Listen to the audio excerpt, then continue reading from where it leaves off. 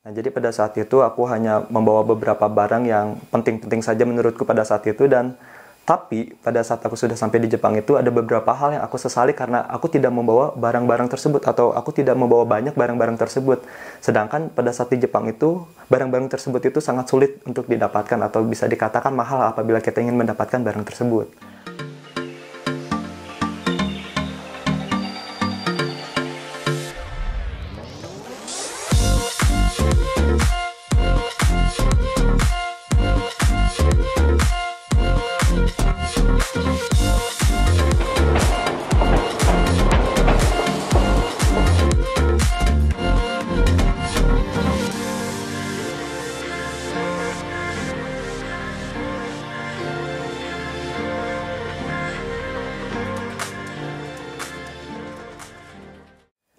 Oke, halo guys, bagaimana kabarnya? Mudah-mudahan teman-teman dimanapun berada, sehat-sehat selalu ya. Jadi minggu kemarin aku sempat buat voting nih di Instagram Story mengenai video yang akan aku buat selanjutnya. Dan by the way, ide-ide video itu berasal dari komentar teman-teman semua. Jadi aku berinisiatif untuk membuat voting ide yang mana dulu nih yang akan aku buatkan kontennya terlebih dahulu. Nah, jadi di sini ada 3 yang menurutku menarik. Yang pertama itu dari Ole Oleo. Kak, bikin konten tentang apa aja yang dibawa ke Jepang dong selain diri dan dokumen, isi kopernya gitu, buat bayangan aja, hehehe. Terima kasih sebelumnya. Nah, terus yang kedua ada dari Suci Lestari, yaitu ditunggu video cerita tentang tujuan besarnya yang telah dicapai itu, Kak. Dan yang terakhir di sini ada Imanura Hikari, yaitu terima kasih udah sharing ceritanya. Next video ditunggu cerita bisa keterima S2 di UGM-nya ya, Yoroshiku onegaishimasu. Oke, nah dari 3 ide tersebut untuk dibuatkan video konten yang paling banyak peminatnya yaitu mengenai 3 hal yang harus dibawa ke Jepang. Pastinya teman-teman semua di sini ingin membawa semua barang-barang yang teman-teman butuhkan untuk pergi ke Jepang. Nah, tapi sayangnya karena jatah bagasi yang terbatas, kita tidak bisa membawa semua barang-barang tersebut. Nah, jadi katakanlah pada saat aku akan pergi ke Jepang di tahun 2019 lalu, aku mendapatkan jatah bagasi sebesar 46 kg, dan itu hanya bisa muat di dalam satu koper dan satu tas. Nah, jadi pada saat itu aku hanya membawa beberapa barang yang penting-penting saja menurutku pada saat itu, dan tapi pada saat aku sudah sampai di Jepang itu ada beberapa hal yang aku sesali karena aku tidak membawa barang-barang tersebut atau aku tidak membawa banyak barang-barang tersebut. Sedangkan pada saat di Jepang itu barang-barang tersebut itu sangat sulit untuk didapatkan atau bisa dikatakan mahal apabila kita ingin mendapatkan barang tersebut. Oke, jadi kali ini aku akan sharing mengenai 3 hal penting yang perlu teman-teman bawa pada saat ingin pergi ke Jepang. Oke, yang pertama adalah bumbu-bumbu Indonesia. Nah, pastinya pada saat teman-teman sudah sampai di Jepang, kita belum bisa secara 100% beradaptasi dengan lingkungan di Jepang, terutama dalam hal makanan, cita rasa, dan lain sebagainya. Nah, tentunya ada beberapa hal yang membedakan antara makanan Indonesia dan makanan Jepang. Nah, yang terutama adalah makanan pokoknya. Nah, kalau misalkan dari cita rasa tersendiri, untuk makanan Jepang itu tidak terlalu banyak cita rasanya guys, atau bisa dikatakan banyak rasa-rasa yang hambar gitu kan. Dibandingkan dengan masakan yang ada di Indonesia itu benar-benar cita rasanya kuat banget. Nah, terus selain cita rasanya yang berbeda dengan cita rasa Indonesia, kita perlu ketahui juga bahwa buat teman-teman di sini yang beragama Muslim agak kesulitan juga guys buat membeli masakan-masakan yang ada di Jepang, karena pada dasarnya masakan-masakan di Jepang itu mengandung kandungan babi guys. Nah, jadi sebenarnya pada saat teman-teman yang beragama Muslim untuk mencari makanan di Jepang itu agak kesulitan guys, karena sulit sekali untuk mendapatkan makanan yang halal. Dan terutama untuk bumbu-bumbu juga banyak sekali, kayak bumbu-bumbu nasi goreng, bumbu-bumbu sop dan lain sebagainya itu yang asli produk Jepang itu mengandung kandungan babinya gitu kan. Adapun bila teman-teman ingin membeli bumbu-bumbu Indonesia atau misalkan masakan Indonesia di Jepang itu sangat sulit sekali guys, atau bisa dikatakan mahal juga. Katakanlah untuk restoran Indonesia itu dari tempatku itu agak jauh guys. Yang paling dekat itu ada di Suka-Suka Restoran, itu di daerah Su.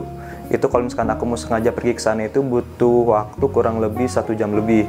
Nah, tapi kan nggak bisa tiap hari aku pergi ke sana, dan istilahnya itu pada saat aku mau masak pun aku harus memiliki bumbu-bumbu Indonesia. Sekalipun aku misalkan mau beli bumbu-bumbu masak Indonesia yang ada di Jepang itu harganya mahal juga guys. Oke, yang kedua adalah obat-obatan. Sama halnya dengan makanan, obat-obatan pun bisa sangat berpengaruh juga guys terhadap tubuh kita. Jadi obat-obatan yang ada di Jepang itu terkadang tidak sesuai juga atau tidak cocok juga untuk dikonsumsi oleh orang Indonesia. Nah, jadi saya sarankan buat teman-teman yang memiliki penyakit-penyakit tertentu yang biasanya kambuh, teman-teman bisa bawa obat-obatan tertentu untuk dibawa ke Jepang. Nah, kalau saya sendiri biasanya pada saat saya mulai merasa tidak enak badan itu saya suka mengkonsumsi tolak angin. Nah, jadi kalau misalkan tolak angin itu yang kalau misalkan aku beli sendiri di Jepang itu harganya udah mahal banget guys. Satu boxnya aja isi 12 itu udah harganya tuh sekitar 1000 yen lebih gitu, sekitar 130 atau 150 ribu rupiah. Padahal kalau misalkan kita beli di Indonesia itu satu boxnya itu paling kurang lebih 40 atau 50 ribu. Nah, jadi ya menyesal juga sih kenapa nggak bawa banyak tolak angin dari Indonesia ke Jepang itu guys. Oke, nah yang ketiga ini adalah kondisional. Nah, jadi sebetulnya saya sendiri menyarankan untuk teman-teman tidak membawa banyak pakaian dari Indonesia ke Jepang. Karena nanti pada dasarnya pada saat teman-teman sudah sampai di Jepang, pasti teman-teman akan membeli banyak pakaian juga.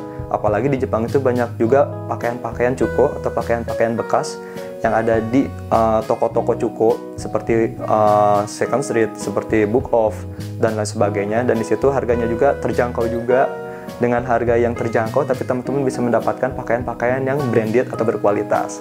Nah, tapi di sini kondisionalnya adalah teman-teman harus melihat situasi kapan teman-teman sampai di Jepang. Di musim apa? Di musim panas kah? Di musim dingin kah? Musim semi atau musim gugur? Nah, jadi pada saat saya sampai di Jepang itu adalah di bulan Februari, yaitu sedang musim dingin. Jadi pada saat itu saya hanya membawa beberapa jaket yang menurut saya itu udah bisa menghangatkan badan, tapi ternyata pada saat sudah sampai di Jepang itu jaketnya tuh tidak bisa menutupi rasa dingin itu guys. Jadi ya masih tetap kedinginan. Jadi ya hanya jaket biasa yang nggak terlalu khusus untuk musim dingin. Nah, jadi kalau misalkan teman-teman sampai di Jepang pada saat musim dingin, saya sarankan buat teman-teman membeli jaket-jaket musim dingin seperti ini guys.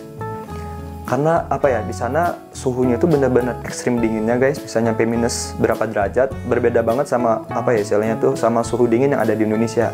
Jadi pada saat itu aku pernah pergi keluar dulu kayak belanja dengan menggunakan jaket tersebut, dan itu ngerasa kedinginan banget guys. Jadi ya perlu teman-teman persiapkan juga sih untuk membawa ya minimalnya satu jaket untuk musim dingin pada saat di musim dingin. Itu sih guys kondisionalnya. Tapi pada saat teman-teman sampai di Jepang pada saat musim panas, menurut saya tidak perlu membawa jaket musim dingin, karena nanti teman-teman bisa membeli jaketnya pada saat teman-teman sudah ada di Jepang. Oke, jadi itulah guys 3 hal yang utama yang perlu teman-teman bawa pada saat akan pergi ke Jepang. Yang pertama yaitu bumbu-bumbu masak Indonesia, yang kedua adalah obat-obatan, dan yang ketiga adalah pakaian yang secara kondisional, dimana pada saat teman-teman berada di musim dingin, teman-teman harus membawa jaket-jaket musim dingin atau pakaian musim dingin. Dan pada saat teman-teman di musim panas, teman-teman hanya perlu membawa pakaian-pakaian yang istilahnya itu yang perlu teman-teman nanti bisa pakai di musim panas. Kayak gitu guys. Jadi mudah-mudahan video kali ini bisa membantu teman-teman mempersiapkan barang-barang apa saja yang perlu teman-teman bawa. Tapi itu balik lagi ke semuanya ke teman-teman ya. Jadi teman-teman bisa lebih mengetahui hal-hal apa saja yang menurut teman-teman penting untuk dibawa ke Jepang. Jadi ini hanya sekedar saran saja buat teman-teman semua, dan mudah-mudahan bisa membantu. Oke, jadi untuk video kali ini saya cukupkan dulu. Mudah-mudahan teman-teman semua bisa mendapatkan informasi yang bermanfaat. Dan bila ada hal yang ingin teman-teman tanyakan atau ide-ide video yang selanjutnya akan saya buat, teman-teman bisa berkomentar di kolom komentar di YouTube ini. Oke, see you in my next video guys. Let's invest, let's travel. Bye.